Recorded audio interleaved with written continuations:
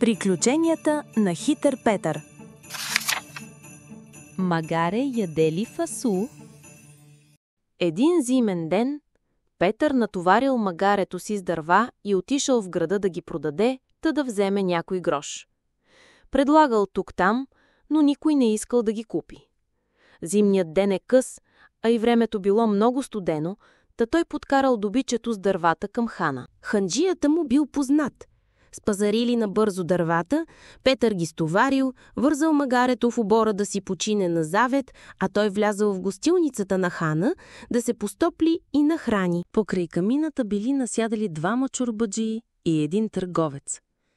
Те пиели греена ракия и се шегували помежду си.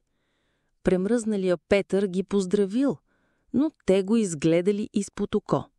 Не помръднали да му направят място да седне по-близо до камината да се стопли.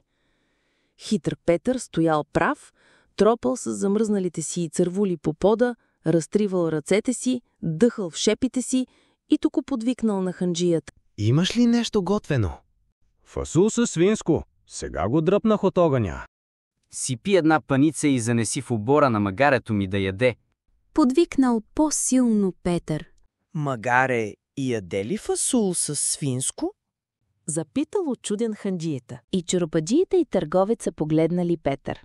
Моето магаре яде. Занеси му и колкото струва ще си го прихванеш от сметката за дървата. Отговорил той. Ханджията тръгнал с една паница от яденето към обора. След него се надигнали и чорбаджиите, и търговеца. И те отишли да видят как Петровото магаре ще яде фасул със свинско. Мястото около камината се опразнило. Петър това и чакал. Той веднага се настанил на един стол, извадил корав самун хляб от торбата си и го сложил до камината да се затопли и да умекне.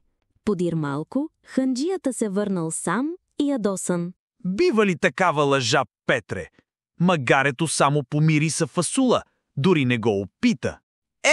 Магарешка работа. Що ме тъй, дай аз ще го изям. Отговорил той. Хитър Петър се нахранил добре, изпил 1 кило вино, постоплил се, позачервил се и попитал ханджията. Къде се пръждосаха чорбаджиите? Засрамиха се, че се хванаха на лъжата ти. Това заслужават, щом не зачитат сиромаха за човек. Край.